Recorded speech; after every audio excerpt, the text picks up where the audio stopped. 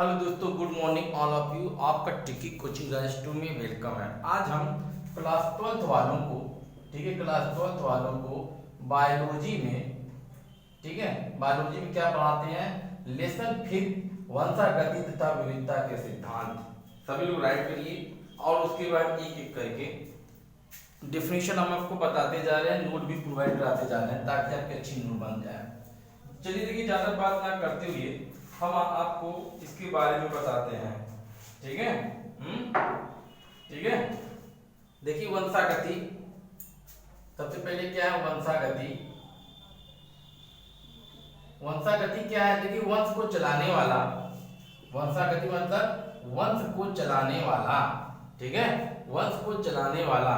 तो इस वंश को चलाने वाला क्या है? अनुवांशिकी, ठीक है। नहीं समझ आ रहा, बताइए। अनुवांशिकी के पिता, देखिए पहले सबसे पहले जानिए अनुवांशिकी के पिता कौन थे। अनुवांशिकी, अनुवांशिकी के पिता, ठीक, अनुवांशिकी के father of genetics, father of genetics, ठीक, फादर ऑफ जेनेटिक्स। देखिए फादर ऑफ जेनेटिक। तो इस अध्याय में सबसे पहले आपको परिभाषा देखिए वंशागति लिखना है, फिर अनुवांशिकी लिखना है। एक एक पॉइंट करके हम आपको क्लियर कराते हुए आगे चलते हैं ताकि आपकी नोट भी अच्छी बन जाए, आप समझते हुए चल जाए, ठीक है। चलिए आगे बता रहे हैं। देखिए सबसे पहले वंशागति क्या है?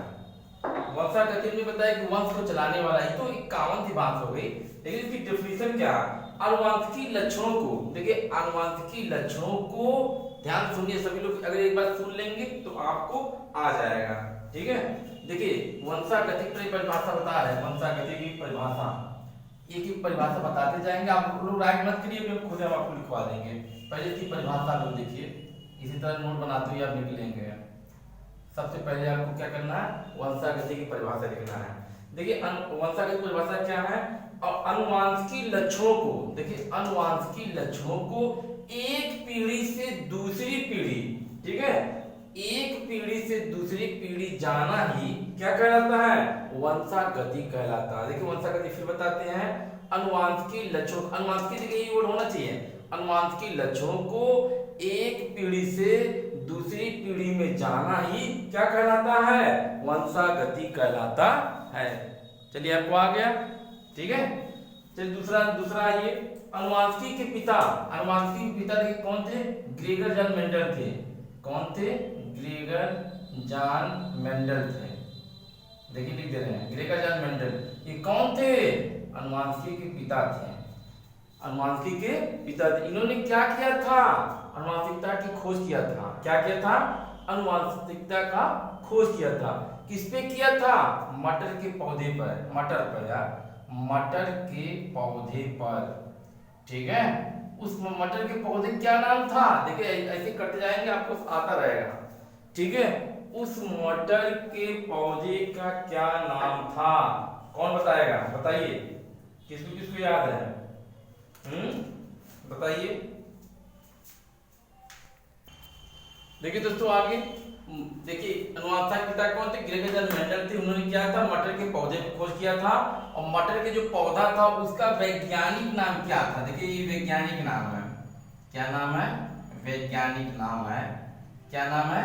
वैज्ञानिक पाइसम सटाइवम। क्या था? पाइसम सटाइवम था। ओके, क्या नाम था? Pisum sativum.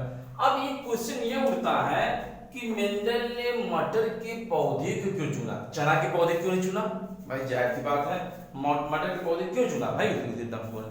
तो ऐसे ढेर सारे क्वेश्चन आपके दिमाग में चल रहे हैं। देखिए मटर के पौधे को इसलिए चुना कि मटर का जो पौधा है एक वर्षीय पौधा होता है। मटर के सिद्धांत ये लेक्चर पहले सुन लेंगे तब लिख लेंगे, अभी खटाखट आपको बता देंगे, अभी नोट प्रोवाइड करा देंगे। देखिए मटर का जो पौधा होता है एक वर्षीय पौधा होता है, ठीक है। मटर के पौधे को बगीचे में, देखिए मटर के पौधे को बगीचे में आसानी से उगाया जा सकता है। सभी क्लियर है ना? मटर के पौधे को बगीचे में आसानी से उगाया जा सकता है। देखिए तीसरा पॉइंट क्या है? देखिए इसमें विप्यासी विप्यासी समझते हैं, लंबा बौना, विप्यासी, देखिए विप्यासी, देखिए विप्यासी मतलब लंबा बौना, लंबा बौना। ओके, देखिए इसमें विप्यासी रूप से लंबा बौना उपस्थित होता है। देखिए 3 पॉइंट हो गए। चौथा पॉइंट क्या है मटर का? मटर का पौधा उभयलिंगी होता है। मटर का जो पौधा होता है वो क्या होता है? उभयलिंगी होता है। उभयलिंगी समझते हैं ना, जिसमें नर और मादा दोनों पाए जाते हैं। ठीक है, ये क्या है? स्वपरागण परपरागण है? बताइए, स्वपरागण है। देखिए मटर में क्या होता है? स्वपरागण हो जाता है। और मटर का पौधा एक पीढ़ी में अनेक बीज उत्पन्न करता है। मटर का जो पौधा होता है एक पीढ़ी में अनेक बीज उत्पन्न करता है। इसीलिए मेंडल ने, देखिए इसीलिए मेंडल ने मटर के पौधे को ही चुना। ठीक है कि नहीं चुना? ऐसे जितने भी डिफिनेशन है अगर आप सुनते जाएंगे, लिखते जाएंगे तो आपको जल्द दिया जाएगा। आपकी नोट भी अच्छी बन जाएगी, आपके ये भी हो जाएगा। ठीक है, तो ऐसे अब कोई प्रॉब्लम आप बताइए। फिर देखिए मटर के जो पौधा था उसका वैज्ञानिक नाम पाइथन सटाइलम था। इसको भाई साहब याद कर लीजिए, बहुत आता है। अनुवांशिकी के पिता कौन थे? अनुवांशिकी। ठीक है, अनुवांशिकी के पिता कौन थे? फादर ऑफ जेनेटिक कौन थे? ग्रेगर जॉन मेंडल थे। ये क्या किए थे? मटर के पौधे पर खोज किए थे। अब देखिए क्वेश्चन आता है, एक क्वेश्चन हम आपको बता देते हैं। देखिए क्वेश्चन ये उठता है कि ग्रेगर जॉन मेंडल जो थे, ग्रेगर जॉन मेंडल के दिमाग में यानी माइंड में कैसे ये विचार आया कि क्या करना है, हमें इसकी खोज करना, हमें इसके बारे में करना है। देखिए इसकी एक हिस्ट्री है, अगर आप जानेंगे तो अच्छी बात है, तब आपको समझ में आएगा क्यों उनके दिमाग। जैसे देखिए जब तक आपके सामने, देखिए ध्यान से, जब तक आपके सामने कोई समस्या नहीं आती है, क्या नहीं आती? समस्या। अगर समस्या आपके सामने नहीं आती है तो समझ लीजिए आप कुछ भी नहीं सोचते हैं, आप कुछ भी नहीं सोचते हैं। इसलिए समस्या का आना बहुत जरूरी है। ऐसे ही ग्रेगर जॉन मेंडल, मेंडल जो कौन थे? मेंडल के जीवन में एक समस्या आई। वो क्या समस्या आई?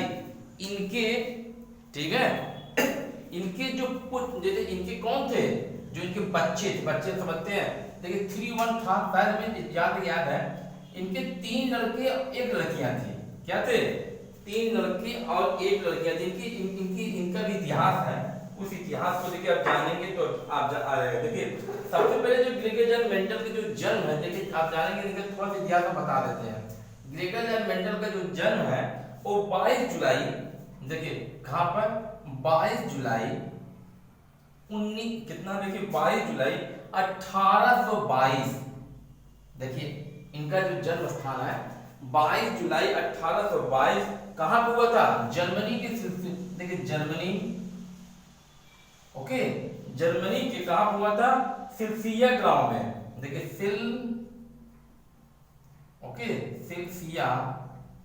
सिलसिया जर्मनी के सिलसिया ग्राम में हुआ था। ओके, सिलसिया ग्राम में समझते हैं गांव। देखिए जर्मनी की इनका कंट्री नेम है, सिलसिया ग्राम में हुआ था। जन्म इनकी 22 जुलाई 1800। जब इनका आप हिस्ट्री पढ़ेंगे तो आपको जरूर मिलेगा। ओके, क्यों इन्होंने किया, क्या कारण था? तो इनकी जो इन्होंने जब देखा, जैसे इनका जन्म हो गया, इनके जीवन में बहुत सी घटनाएं घटी। तो सबसे बड़ी घटना इनके जो परिवार के ऊपर जो घटी थी, मतलब इनके बच्चे के साथ जो घटी थी। कौन सा बच्चे के साथ? इनके बच्चे जो थे क्या हो गए? संगति में बेकार हो गया। क्यों बेकार? क्योंकि मेंडल ने अपने बच्चे पर ध्यान नहीं दिया, अपने बच्चों पर ध्यान नहीं दिया, और लैब में मटर के पौधे पर इतना बिजी हो गए कि इनकी खोज करते करते बच्चों पे ध्यान, इनके बच्चे सभी बिगड़ गए। ठीक है, तो मेंडल ने आनुवंशिकता का नियम दिया कि हमारे बच्चे जो ना बिगड़े। कैसे बिगड़े? क्योंकि जैसी आपकी संगति समझते कंपनी, आपकी जैसी कंपनी रहेगी, एक कहावत सुने ना, as the company so are the subject. जैसी आपकी कंपनी रहेगी वैसी आपकी संगति रहेगी, वैसी आपकी असर रहेगी। इनके बच्चे क्या करने लगे, स्मोकिंग करने लगे, जैसे इनके बच्चे बहुत खराब हो गए थे, इनको बहुत दुख हुआ, इसलिए इन्होंने क्या मंशा गति कि ये एक पीढ़ी से, देखिए एक पीढ़ी से, ठीक है, दूसरी पीढ़ी में चली आती है, ठीक है कि नहीं है? इस पे बहुत बड़ी लंबी चर्चा है, आप लोग देख लीजिएगा। एक पीढ़ी से दूसरी पीढ़ी में चली आती है, जैसे वंशागति है, आनुवंशिकता है। जैसे मान लीजिए आप देखिए कोई डायबिटीज का शिकार है, मान लीजिए डायबिटीज है, अगर फादर को है तो उसके सन को होना ही होना है, उसके सन को होना है, नहीं है? अगर मान लीजिए किसी का फादर जो है, मान लीजिए किसी का फादर जो है अल्कोहल लेता है, अल्कोहल, तो क्या उसका सन भी लेगा? भाई बड़े सन लेगा? चांस तो बहुत है, 80% चांस तो हो जाता है लेने का, लेकिन अगर उसको अच्छा वातावरण मिले, अगर उसको अच्छा वातावरण मिले तो वह इन सब चीजों से दूर हो जाएगा, ठीक है कि नहीं? कि नहीं समझ में आया? बताइए, अगर किसी का पेरेंट्स, माता पिता, जैसे माता पिता अगर है बहुत अधिक पढ़े लिखे, तो सन को क्या होता है, पढ़ने लिखने में बहुत आसानी होती है, क्योंकि उसके लक्षण जो चले आते हैं ना। देखिए तभी तो उन्होंने देखिए दो तरह के पौधे लिए थे, एक लंबा पौधा टीटी लिए थे, एक छोटा पौधा स्मॉल टीटी, देखिए छोटा पौधा, दोनों में संक्रमण कराए थे, और संक्रमण कराने के बाद देखे थे कि आधा जो 50% लंबा हुई, 50% ये हुई।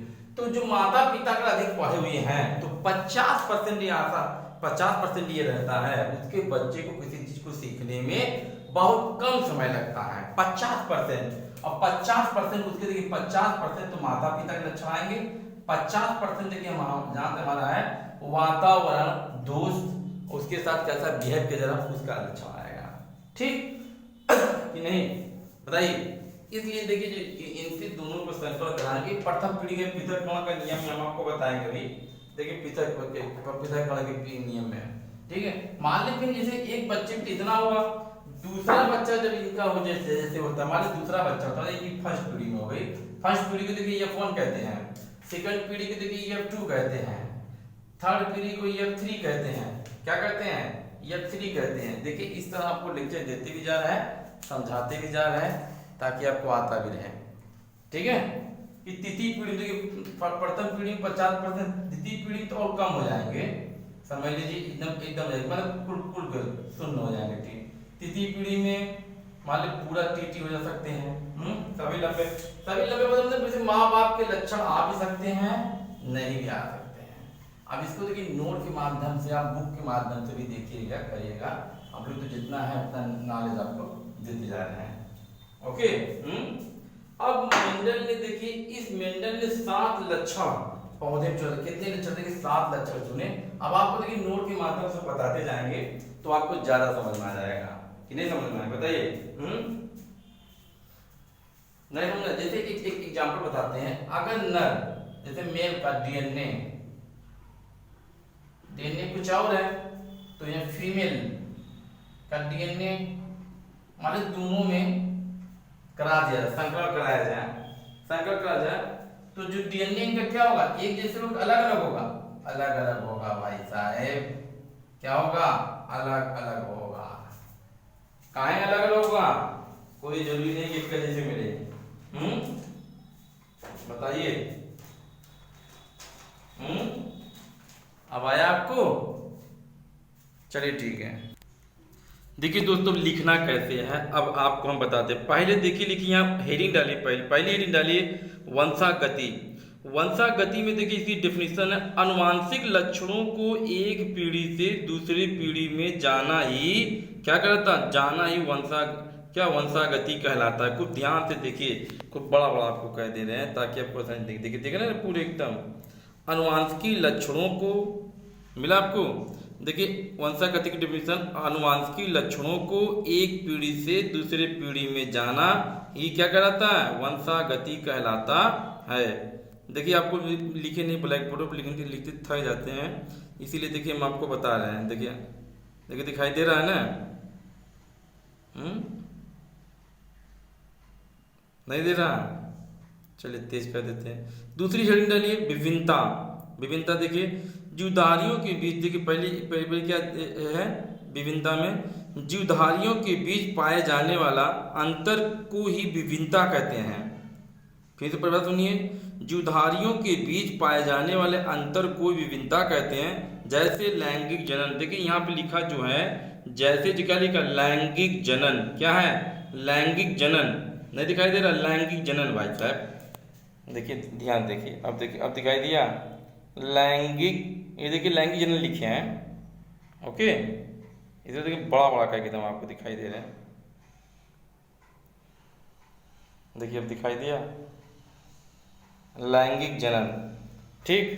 अब उसके नीचे देखिए देखिए जैसे लैंगिक जनन, अब लैंगिक जनन की थोड़ा सा चित्र बनाइए, देखिए नर डीएनए मादा डीएनए नर युग्मक, युग्मक में देखिए दोनों में संकर का है तो युग्मनज जो होगा डीएनए देखिए अलग होगा, ठीक। दो परिभाषा। तीसरी में देखिए अनुवांशिकी, अनुवांशिकी परिभाषा देखिए वंशागति एवं विभिन्नता के अध्ययन को ही क्या कहते हैं, वह अनुवांशिकी कहलाता है। वंशागति एवं विभिन्नता का अध्ययन अनुवांशिकी कहलाता है, देखिए बड़ा बड़ा भी कहते हैं, ठीक, कहलाता है। चलिए आगे देखिए अनुवांशिकी के जनक, अब यहाँ देखिए यहाँ हेडिंग डालिए अनुवांशिकी के जनक कौन थे, ग्रेगर जॉन मेंडल थे। इनका जन्म 22 जुलाई सन 1822 में जर्मनी के देखिए सिलसिया ग्राम में हुआ था। इन्होंने प्रयोग किस पे किया था, मटर के पौधे पर किया था। उस मटर के पौधे के नाम क्या था, पाइसम सटाइवम था। देखिए वैज्ञानिक नाम है मटर के, वैज्ञानिक नाम जो क्या है पाइसम सटाइवम था। कितने वर्ष किए थे, 7 वर्ष किए थे, ओके कि नहीं, 7 वर्ष हो गया। देखिए आगे देखिए मेंडल ने मटर के पौधे को चुना। देखिए मटर जो है 1 वर्षीय पौधा होता है। मटर को बगीचे में आसानी से उगाया जा सकता है। इसमें भी प्रयासी रूप देखिए लंबा बौना उपस्थित होता है। मटर का पौधा उभयलिंगी होता है। नंबर 5 मटर में स्वपरागण होता है। नंबर 6 मटर का पौधा एक पीढ़ी में अनेक बीज क्या करता है, उत्पन्न करता है। देखिए हो गया ना, बीज उत्पन्न होता है या करता है, जो भी लिख लीजिए, ओके। देखिए अच्छी नोट इसे बनते हुए है। अब मेंडल ने 7 लक्षण वाले पौधे को चुना। देखिए इसमें देखिए ये पहला क्या है, देखिए लक्षण है, क्या है, देखिए ये लक्षण है, ये लक्षण है, ये प्रभावी है, ये अप्रभावी है, ये अप्रभावी है। देखिए ये लंबाई है, पहला लक्षण देखिए लक्षण देखिए लंबाई, प्रभावी देखिए लंबा हुआ। दूसरा क्या बौना हुआ, अप्रभावी बौना हुआ। तीसरा देखिए बीज का आकार गोल, ये झुर्रीदार हुआ, झुर्रीदार। देखिए तीसरा का बीज का रंग पीला हरा, पुष्प का रंग बैगनी सफेद। ऐसे 5वां देखिए पुष्प स्थिति अच्छी अनंत है।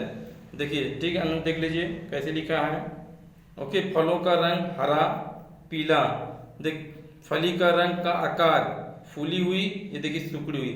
7 लक्षण इन्होंने जो दिए देखिए हम आपको दिखाते जा रहे हैं। 7 लक्षण जो दिए देखिए आपको ऊपर भी दिखा दे रहे हैं ताकि आपको परेशानी ना हो, ठीक है।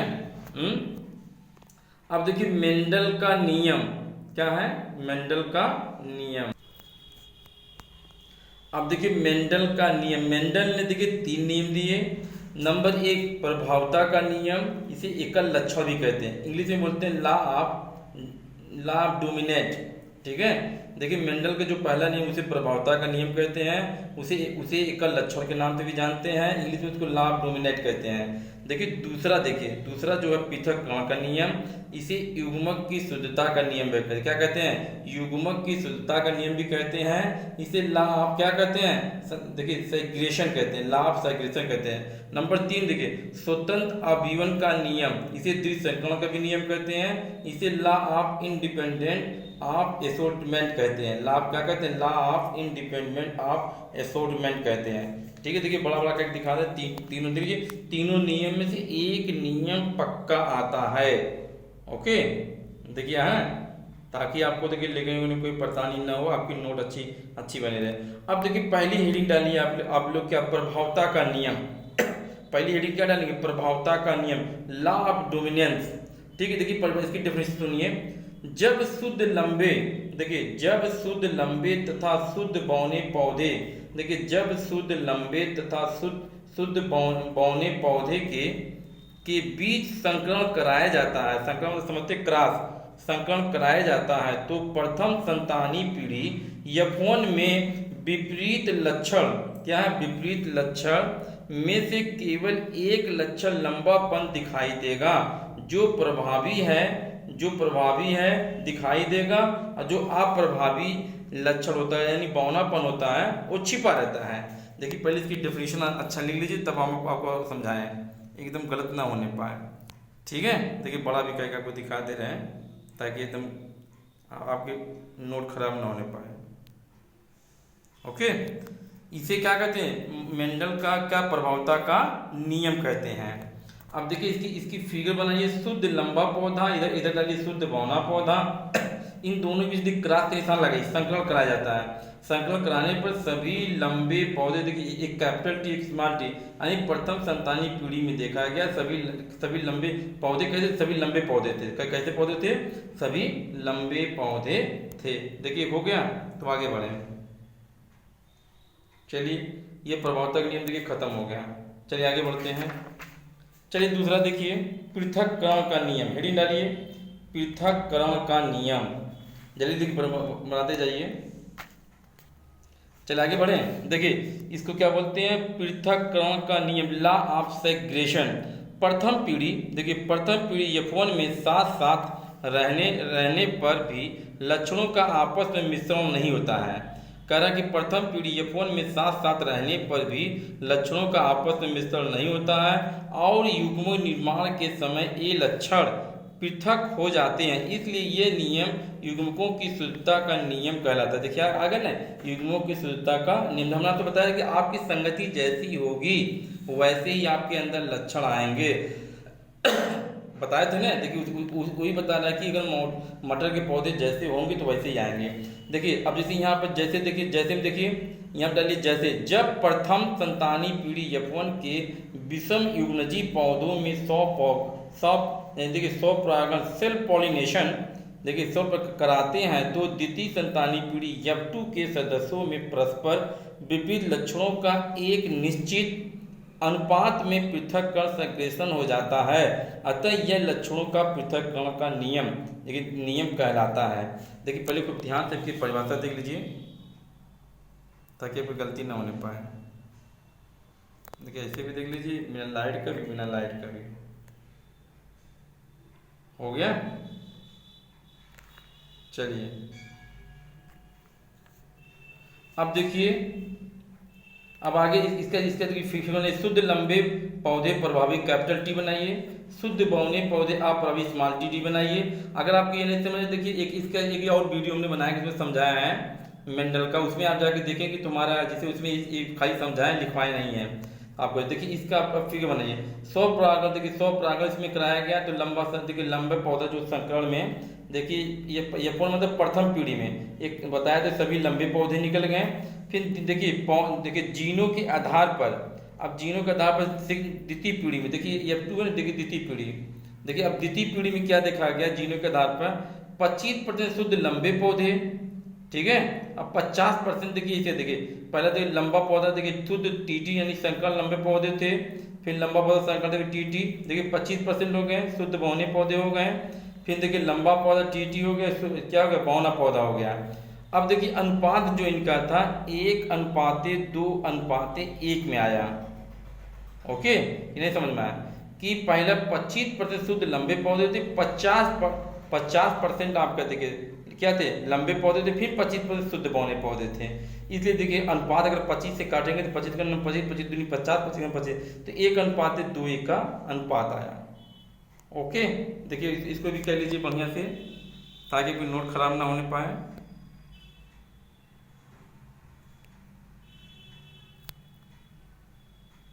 ठीक, अब देखिए तीसरा नियम हम आते हैं आपको। अगर आपको ये नहीं समझ में, दूसरी वीडियो जो हमने आपको बनाया है उसमें भी जाके देखेंगे, आपको मिलेगा उसमें भी।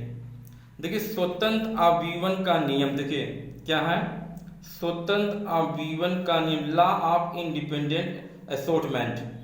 ये देखिए इस नियम के अनुसार यहाँ लिखे, देखिए इस नियम के अनुसार जब दो जोड़ी विपर्यासी लक्षणों वाले पौधों के बीच संकरण कराया जाता है तो इन लक्षणों का पृथक्करण स्वतंत्र रूप से होता है, अर्थात एक लक्षण की वंशागति दूसरे को प्रभावित नहीं करती है, दूसरे को प्रभावित नहीं करती है। देखिए प्रभावित नहीं करती है। देखिए ध्यान देखिए, उदाहरण देखिए, मेंडल के द्विसंकर क्रॉस में प्रथम संतानी पीढ़ी F1 में सभी बीज गोल को राउंड कहते हैं, और राउंड तथा पीले थे, जब F1 पौधों के पीढ़ी के पौधों में 100% सेल्फ देखिए उसमें कराया गया, सेल्फ कराया जाता है, तो F2 पीढ़ी में 4 लक्षणों के बीज उत्पन्न करने वाले पौधे बनते हैं, यानी बीज प्राप्त हुए। पहले यहाँ देखिए, आपको तब आगे मैं आपको बताया, ठीक है। 4 तरह के देखिए बीज किस तरह के बनते हैं, देखिए आपको बताते हैं। देखिए नंबर 1 गोल तथा पीले, राउंड एंड येलो, ठीक है। देखिए दूसरा क्या, झुर्रीदार तथा पीले, रिंकल एंड येलो। तीसरा का गोल तथा हरे, राउंड एंड ग्रीन। चौथा क्या, झुर्रीदार तथा हरे, देखिए रिंकल एंड ग्रीन। देखिए आपको बड़ा करके दिखा दे रहा है ताकि आपको देखिए कहीं आपको लिखने में कोई प्रॉब्लम ना होने पाए।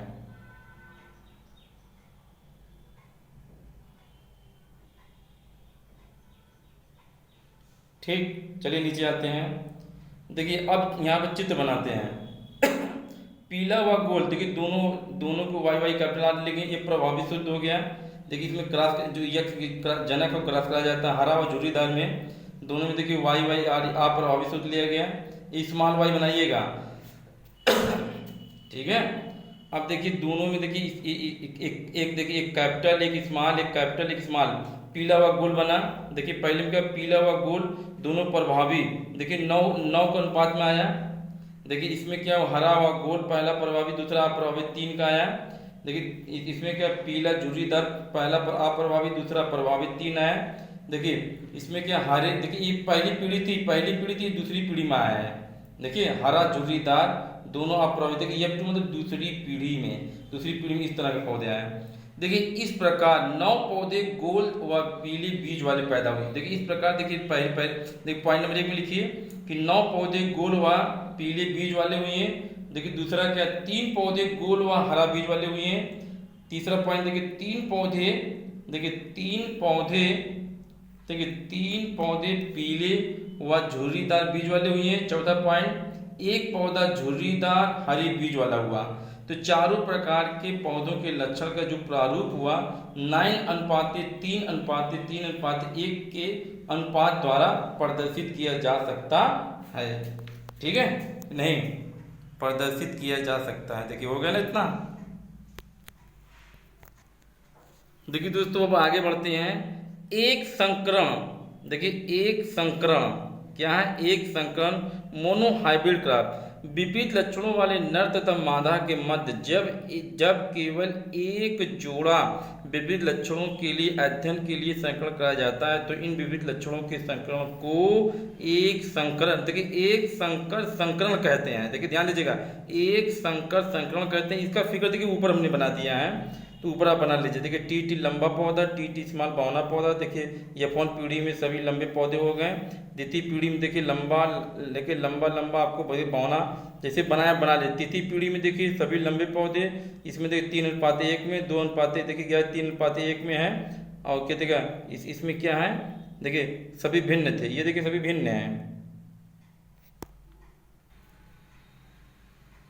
देखिए दोस्तों ये जो आपका है ये सभी नाटे हैं। ये क्या लिखे, सभी नाटे हैं, ध्यान से देखिएगा, सभी नाटे हुए हैं। देखिए बौना नाटा है ये, ओके। अब देखिए बना लीजिए आप लोग, एकदम अच्छी तरह से देखिए दिखाई दे रहा है। देखिए इसमें दोनों रेशियो बताया गया, 2:1 का, ओके। ये देखिए 2:1 का बताया गया, ये 3:1 का बताया गया है। देखिए लाइट जला दे, आपको दिखाई दे रहा है, चलिए ठीक है। चलिए अब इधर आते हैं द्विसंकरण। देखिए द्विसंकरण में क्या, जब 2 जोड़ी विपरीत, देखिए द्विसंकरण में जब दो जोड़ों विपरीत लक्षणों वाले पौधों के बीच संकरण कराया जाता है उसे द्वितीय संकरण कहते हैं। जैसे पीले गोल, देखिए दोनों संकरण, हरे झुर्रीदार वाई वाई पैतृक पीढ़ी, देखिए पी को पैतृक पीढ़ी कहते हैं। देखिए ये शुद्ध कैपिटल वाई कैपिटल आर, देखिए स्मॉल वाई स्मॉल आर हरे झुर्रीदार। देखिए प्रथम पीढ़ी F1 में पीले गोल वाई, देखिए capital Y capital R small R. देखिए पहला 9 में देखिए पीले गोल, दूसरे में देखिए पीले झुर्रीदार 3, ये रेशियो है, देखिए रेशियो लगाए झुर्रीदार हरे गोल 3, फिर रेशियो हरे झुर्रीदार। देखिए इस तरह आपका, देखिए आपका ये नोट आपका देखिए अच्छे से बन जाना चाहिए। ओके, चलिए नीचे आते हैं। नीचे देखिए आपको बताते हैं एक मुझे थोड़ा सा, इसके बाद यहाँ पर मत लिखिए, यहाँ देखिए यहाँ पे लिखे मेंडल के कार्य में प्रयुक्त शब्दावली टर्मिनोलॉजी। देखिए प्रभावी और अप्रभावी लक्षण, संकलन कराने पर प्रथम पीढ़ी F1 में देखिए F1 में दो विरोधी लक्षण में से लक्षण प्रकट होता है उसे प्रभावी लक्षण कहते हैं, तथा जो लक्षण छिपा रहता है उसे अप्रभावी लक्षण कहते हैं। उदाहरण देखिए, जब शुद्ध लंबे तथा शुद्ध बहुने के बीच संकलन कराया जाता है तो F1 पीढ़ी में सभी लंबे पौधे होते हैं, ठीक है। अतः यहाँ लंबा पर प्रभावी लक्षण तथा बहुना पर अप्रभावी लक्षण है, ठीक है। देखिए ये सब आप लिखेंगे तभी इसको मेंडल के नियम समझ पाएंगे आप। अब देखिए एलील तथा एलीलोमार्फ, देखिए ये जोड़ों में स्थित दो विरोधी या विपरीत लक्षण हैं जैसे लंबापन बौनापन, फूल के लिए लाल सफेद। ये एलील है, एलील समझते हैं सिंबल, एलील का मतलब क्या है, देखिए सिंबल, आप देखते जाएंगे तभी आपको आएगा। देखिए सिंबल। अब देखिए समयुग्मजी, देखिए जब युग्मक में से दोनों जीन एक जैसे ही दोनों जीन प्रभावित तथा दोनों जीन अप्रभावी हो तो समयुग्मी कहते हैं। देखिए संकरण हाइब्रिड, विपरीत लक्षण वाले नर और मादा के निषेचन के फलस्वरूप संतान को संकरण तथा इस विधि को संकरण कहते हैं। देखिए संकर है, ये संकरण है, हाइब्रिडेशन। अगवा देखिए विषम युग्मजी, जब एक पीढ़ी जीन में से एक प्रभावित और दूसरा अप्रभावी हो तो इसे विषम युग्मज कहते हैं, ठीक। देखिए नीचे आइए, एक संकरण, देखिए एक संकरण, देखिए ऊपर भी लिखवाए थे लेकिन ये भी दूसरी भी परिभाषा अगर आप लिखना लिख सकते हैं। एक जोड़ा विभिन्न लक्षणों वाले नर और मादा में संकरण को एक संकरण कहते हैं। द्वितीय संकरण, दो जोड़ा विपरीत लक्षणों वाले नर तथा मादा में संकरण को द्वितीय संकरण कहते हैं। ओके, देखिए आपको पूरा इतना कह दिया आपको, फिर देखिए लेना, देखिए नोट भी बना दे रहे हैं। देखिए ऐसे दिखाई दे रहा, ऐसे भी देख लीजिए, ऐसे भी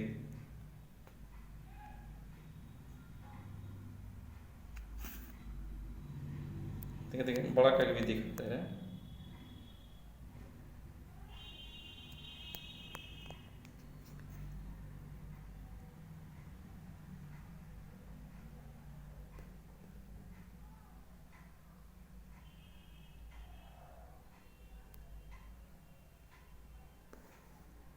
ठीक, अब आप लोग अपना देखिए नोट इसको बना लीजिए, अच्छी से अच्छी नोट बनाइए, खूबसूरत नोट। अभी थोड़ा सा और बचा है और आप थोड़ा करिए, देखिए अलग अलग जगह से। अब देखिए आपको इतना भी लिखना है, फिनोटाइप जीनोटाइप, किसी जीव के बाह्य लक्षण को क्या कहते हैं, फिनोटाइप कहते हैं। बाह्य लक्षण को देखिए इनके कोड वर्ड है भाई सभी, किसके, मेंडल के। फिनोटाइप तथा जीव की जीन संरचना को जीनोटाइप कहते हैं। देखिए संकरण पूर्व संकरण संतानों तथा उनके जनक में होने वाले संकरण को संकरण पूर्वक संकरण कहते हैं, ठीक। देखिए थोड़ा सा अच्छा लिख लीजिए, यहाँ दिखाई दे, देखिए ऐसे लाइन से देखिए।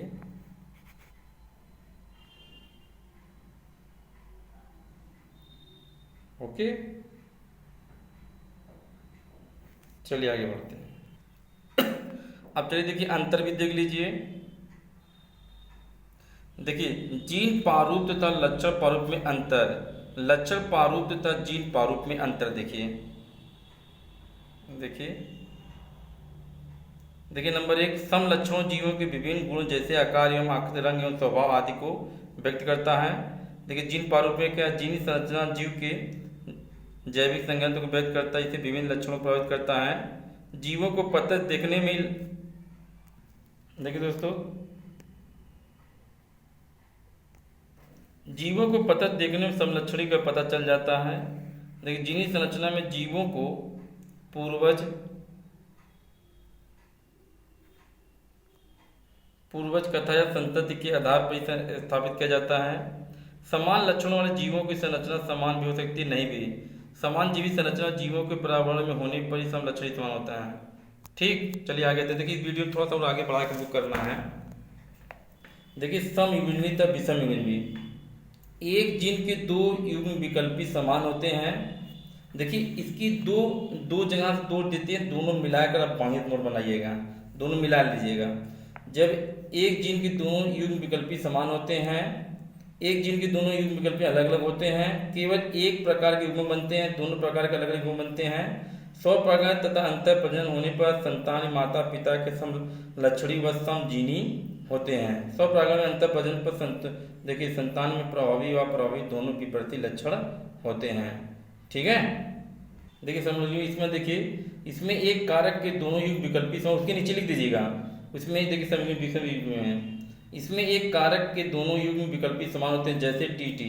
इसमें एक कारक के दोनों विकल्पी देखिए समान होते हैं, जैसे कैपिटल टी। देखिए जनन के समय एक ही प्रकार के युग्म बनते हैं, अलग अलग प्रकार के युग्म बनते हैं। इनकी संतान जनक के समजीनी समलक्षणी होते हैं, इनकी संतान में प्रभावी और अलक्षणी दोनों होते हैं। ठीक, एक संकरण तथा द्विसंकरण में अंतर देखिए, एक ही लक्षण के दो विभिन्न गुणों का अध्ययन किया जाता है, दो विपरीत लक्षणों का अध्ययन किया जाता है। ऐसा जीव जिसमें एक जीन अस्तर तथा युग्म विकल्पी विषम युग्मी हो, सिर्फ एक ही लक्षण में भिन्न हो। ऐसा जीव जिसमें दो जीन का युग्म विकल्प भिन्न भिन्न हो, दो लक्षणों से भिन्न हो। ठीक है, देखिए प्रथम पीढ़ी द्वितीय पीढ़ी में आइए, ये देखिए यपन को प्रथम पीढ़ी के संतान पीढ़ी कहलाती है, द्वितीय संतान पीढ़ी कहलाती है। ये जनक पीढ़ी में क्रॉस होता है। इस प्रकार के उत्पन्न को प्रथम पीढ़ी या संतान कहते हैं। जब प्रथम पीढ़ी संतान क्रॉस आपस में कराया जाता है, तब संतान पीढ़ी को यपटू पीढ़ी या द्वितीय पीढ़ी कहलाती है, कहते हैं, कहलाती है, जो भी है। देखिए एक चीज और बचा है, प्रभावता तथा प्रभावता में अंतर। प्रभावता, ठीक है, इसमें असमान कारकों को जोड़े में कोई एक कारक दूसरे को प्रभावी हो जाता है। यह संकरण पश्चात प्रथम पीढ़ी में विपरीत गुणों के युग्म दिखाई देता है। इसमें देखिए इसमें असमान कारकों के जोड़े में से कोई एक कारक दूसरे में छिप या दब जाता है। यह संकरण के पश्चात प्रथम पीढ़ी में विपरीत लक्षणों के युग में उपस्थित किंतु प्रकट होता है। ठीक, चलिए आगे देखिए अगला, जीन प्रारूप तथा लक्षण प्रारूप में अंतर। जीन प्रारूप देखिए किसी जीव के जीन संगठन को व्यक्त करता है, जो वास्तव में विभिन्न लक्षणों को निर्धारित करता है, जैसे लंबे पौधे जीन पर टीटी। अप्रत्यक्ष रूप से प्रारूप जीवों के आकार, आकृति, रंग, स्वभाव गुणों को व्यक्त करता है, पौधे की लंबाई, मनुष्य के घुंघरूले बाल व आंखों का रंग। देखिए समान जीव प्रारूप वाले जीवों का एक ही प्रकार का प्राणी अवस्था में परिवर्तन करने पर उनका लक्षण समान हो। देखिए इसका भी ऐसे देखिए बना के लिख लीजिए। फिर ऐसे देखिए तीसरा है, तीसरा भी देखिए लिख लीजिए। ठीक, चलिए नीचे आते हैं। देखिए युग्म विकल्पी, प्रभाविता प्रभावी कारक में अंतर। एक प्रभावी देखिए यह प्रभावी युग्म विकल्पी की उपस्थिति अनुपस्थिति में स्वयं को व्यक्त करता है। यह पीढ़ी में व्यक्त होता है। यह एक पूर्ण क्रियात्मक एंजाइम के लिए कोटित होता है, जो इसे पूर्ण रूप से व्यक्त करता है। यह प्रभावी युग्म विकल्पी की उपस्थिति में स्वयं के अभिव्यक्त नहीं कर सकता। ये सभी पीढ़ियों को व्यक्त नहीं करता। यपन पीढ़ी में यह पूर्ण क्रियात्मक एंजाइम के लिए कोटित होता है, विषम युग्मी में इसके व्यक्त होती है। देखिए आप लोग इसको भी लिख लीजिए। चलिए आगे, अब हम क्या करें भाई, इसमें देखिए जितना कोर्स में तो पढ़ाना ही पड़ेगा, इस पर कटा नहीं हुआ है। पृथक्करण का नियम, स्वतंत्र दाबियों के नियम में देखिए अंतर। यह नियम एक संक्रमण में लागू होता है। इस नियम के अनुसार एक लक्षण में दोनों एलील युग्म बनने के समय अलग अलग होकर युग्म बनाते हैं। यह नियम द्विसंकरण बहुत संकरण में लागू होता है। इस नियम के अनुसार एक या अधिक जोड़ों में विपरीत लक्षणों के एलील बनते समय बिना एक दूसरे का प्रभावित किए अलग अलग युग्म में प्रवेश करते हैं। ठीक है, देखिए देख लीजिए। देखिए जैसे जैसे बताएं वैसे वैसे लिखेंगे तभी आपको सही आएगा। देखिए मेरा वीडियो कैसा लग रहा है, आपको अगर अच्छा लगे तो मेरे चैनल को लाइक सब्सक्राइब कर दीजिएगा। था कोई बात, अब दूसरे वीडियो में इसका जो छूटा हुआ भाग है वो हम आपको बता रहे हैं। ओके, चलिए आगे बढ़ते हैं। देखिए दोस्तों, अगर मेरा जो बनाया हुआ चार्ट अगर आपको समझ में नहीं आ रहा तो यहाँ से देखिए चार्ट देखिए आपको दे रहे हैं। देखिए हम लोग इसी जगह से नोट बनाते हैं तो आपको दिखा देते हैं। ठीक है कि नहीं, देख लीजिए आप लोग। देखिए हम आपको नोट आपको प्रोवाइड करा दे रहे हैं। चलिए देखिए देखिए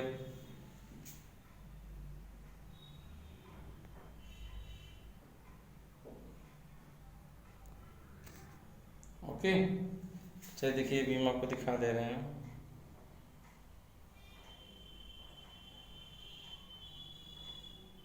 यहाँ से देखिए हमने बनाया हम लोग, देखिए उसी को शॉर्ट कट करके बनाया है। चलिए ठीक है, ओके बाय, गुड बाय। आपको मेरा वीडियो अच्छा लगा मेरे चैनल को लाइक सब्सक्राइब करें। Thank for watching my this video. Thank you.